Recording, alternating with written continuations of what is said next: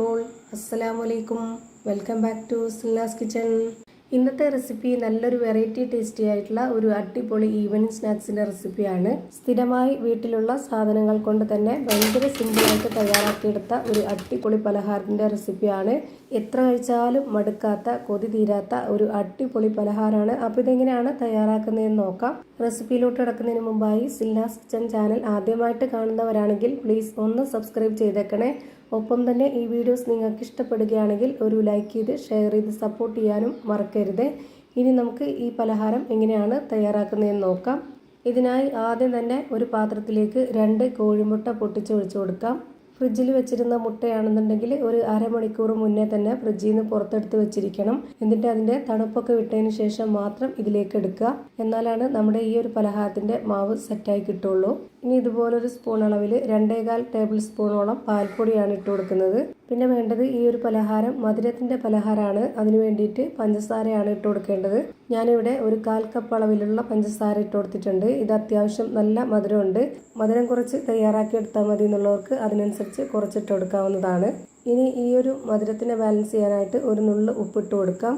ഈ പലഹാരത്തിന് നല്ലൊരു മണത്തിന് വേണ്ടി 2 ഏലക്കയും കൂടെ ഇട്ട് കൊടുക്കുന്നുണ്ട്. ഇനി നമുക്കിതിലേക്ക് മഞ്ഞൾപ്പൊടിയാണ് ഇട്ട് കൊടുക്കേണ്ടത്. അതൊരു കളറായിട്ട് കിട്ടണം എന്ന് ആവശ്യമുള്ളവർ മാത്രം ഇട്ട് കൊടുക്കുക, അല്ലാന്നുണ്ടെങ്കിൽ സ്കിപ്പ് ചെയ്താലും മതി. ഇനി ഇതെല്ലാം കൂടി ഈ ഒരു വിസ്ക് വെച്ചിട്ട് നല്ലപോലെ ഇളക്കി യോജിപ്പിച്ച് കൊടുക്കാം. അതുപോലെ തന്നെ ഈ പഞ്ചസാര അലിഞ്ഞ് കിട്ടുന്നവരെ ഇതുപോലെ നന്നായിട്ട് അടിച്ചെടുക്കാം. ബീറ്റർ വെച്ച് അടിച്ചെടുക്കുകയോ അല്ലാന്നുണ്ടെങ്കിൽ മിക്സിയുടെ ജാറിലേക്ക് ഇട്ട് അടിച്ചെടുക്കുകയോ ചെയ്യരുത്. അങ്ങനെയാണെന്നുണ്ടെങ്കിൽ ഇതിൻ്റെ പരുവം തെറ്റിപ്പോവും. ഞാനിവിടെ നല്ലപോലെ അടിച്ചെടുത്തിട്ടുണ്ട്. ഇപ്പോൾ പഞ്ചസാരയൊക്കെ നല്ലപോലെ അലിഞ്ഞു വന്നിട്ടുണ്ട്. ഇനി നമുക്ക് ഇതിലേക്ക് ഇട്ട് കൊടുക്കേണ്ടത് റവയാണ്. വറുത്ത റവയാണ് എടുത്തിട്ടുള്ളത്. വറുത്ത റവ തന്നെ എടുക്കാൻ വേണ്ടി നോക്കുക. എന്നാലേ നമ്മൾ ഉദ്ദേശിച്ച ആ ഒരു പരുവത്തിലും ടേസ്റ്റിലൊക്കെ കിട്ടുള്ളൂ ഈ പലഹാരം. 250 ml കപ്പിൻ്റെ അളവിൽ 1.5 കപ്പ് റവയാണ് ഞാനിപ്പോൾ ഇതിലേക്ക് ഇട്ട് കൊടുക്കുന്നത്. ഇതിൽ വെള്ളമോ പാലോ ഒന്നും തന്നെ ഒഴിക്കേണ്ടതില്ല. ഈ ഒരു മുട്ടയുടെ നനവ് വെച്ചിട്ടാണ് നമ്മളിത് നന്നായിട്ട് യോജിപ്പിച്ചെടുക്കുന്നത്. ഇപ്പോൾ ഇതിലേക്ക് റവ മുഴുവനായിട്ടും ഇട്ട് കൊടുത്തിട്ടുണ്ട്. ഇനി ഇതുപോലൊരു സ്പാച്ച് വെച്ചിട്ട് നന്നായിട്ടൊന്ന് ഇളക്കി കൊടുക്കാം. ഒട്ടും കട്ട കെട്ടാതെ നല്ല രീതിയിൽ ഇതുപോലെ ഉടച്ചുടച്ച് ഇളക്കി കൊടുക്കണം.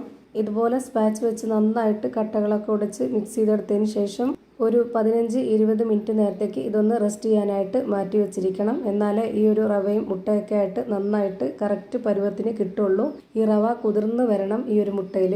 ഇപ്പോൾ ഞാനിവിടെ നല്ലപോലെ ഇളക്കി യോജിപ്പിച്ചെടുത്തിട്ടുണ്ട്. ഇനി നമുക്കിതൊന്ന് അടച്ചു വെച്ച് കൊടുക്കാം. ഇനി ഒരു 15-20 മിനിറ്റിന് ശേഷം ഇതൊന്ന് തുറന്ന് നോക്കാം. ഇപ്പോൾ ഒന്നുകൂടി റവ വീർത്ത് വന്നിട്ട് അത് ടൈറ്റായിട്ട് കിട്ടിയിട്ടുണ്ട്. ഇനി നമ്മുടെ കയ്യിൽ കുറച്ച് ഓയിലോ നെയ്യോ ഒന്ന് സ്പ്രെഡ് ചെയ്തതിന് ശേഷം ഇനി ഇതിൽ നിന്ന് കുറച്ച് മാവെടുത്ത് നമ്മുടെ കയ്യിലേക്ക് വെച്ച് കൊടുത്തിട്ട് നമുക്ക് ഇഷ്ടമുള്ള ഏത് വലിപ്പത്തിലും ഏത് ഷേപ്പിലും വേണമെങ്കിലും റെഡിയാക്കി എടുക്കാവുന്നതാണ്.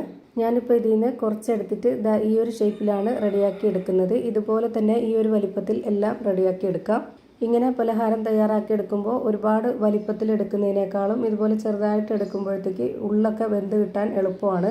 വലിപ്പത്തിലെടുത്തു കഴിഞ്ഞാൽ അതിൻ്റെ അകം വേവാനായിട്ട് കുറച്ച് ബുദ്ധിമുട്ടായിരിക്കും. പിന്നെ അത് മാത്രമല്ല ഇങ്ങനെ ആകുമ്പോൾ കാണാനും നല്ല ഭംഗിയുണ്ടാവും. ഞാനിവിടെ എല്ലാ മാവും ഇതേപോലെ 2 പാത്രത്തിലായിട്ട് റെഡിയാക്കി വെച്ചിട്ടുണ്ട്. ഇനി നമുക്ക് ചൂടായി വന്ന എണ്ണയിലേക്ക് ഓരോന്നോരോന്നായിട്ട് ഇട്ട് കൊടുക്കാം. ഇത് ഇട്ട് കൊടുത്ത ഉടനെ തന്നെ മീഡിയം ടു ലോ ഫ്ലെയിമിൻ്റെ ഇടയ്ക്കുള്ള ഫ്ലെയിമിൽ വെച്ചിട്ട് വേണം ഇത് വേവിച്ചെടുക്കാനായിട്ട്. ഒരുപാട് ഫ്ലെയിം കൂടിപ്പോയാൽ പെട്ടെന്ന് തന്നെ കരിഞ്ഞു പോകുന്നുണ്ട്. അതുപോലെ തന്നെ അകം വെന്ത് കിട്ടണമെന്നുണ്ടെങ്കിലും ഇതെല്ലാം ഒരേപോലെ വെന്ത് കിട്ടണമെന്നുണ്ടെങ്കിലും ആ ഒരു ഫ്ലെയിമിൽ തന്നെ എത്ര എണ്ണമാണോ ഫ്രൈ ചെയ്തെടുക്കുന്നത് അത്രയും ആ ഒരു ഫ്ലെയിമിൽ തന്നെ ഫ്രൈ ചെയ്തെടുക്കുക. അപ്പോൾ എല്ലാം ഒരുപോലെ കിട്ടും. ഇപ്പോൾ ഇതിൻ്റെ എല്ലാം ഒരു ഭാഗം വെന്ത് കിട്ടിയിട്ടുണ്ട്. ഇനി അതെല്ലാം ഒന്ന് തിരിച്ചിട്ട് കൊടുക്കാം. ഒരുപാട് സമയമൊന്നും വേണ്ടി വരുന്നില്ല. പെട്ടെന്ന് തന്നെ വെന്ത് കിട്ടുന്നുണ്ട്. അതുമാത്രമല്ല ഈ പലഹാരം എണ്ണ കുടിക്കുന്നുമില്ല. തിരിച്ചിട്ട് കൊടുത്തതിന് ശേഷം ആ ഒരു ഭാഗം ഒരു 30-40 സെക്കൻഡ് മാത്രം വെച്ചിരുന്നാൽ മതി. അപ്പോഴേക്ക് ഇത് വെന്ത് കിട്ടുന്നുണ്ട്.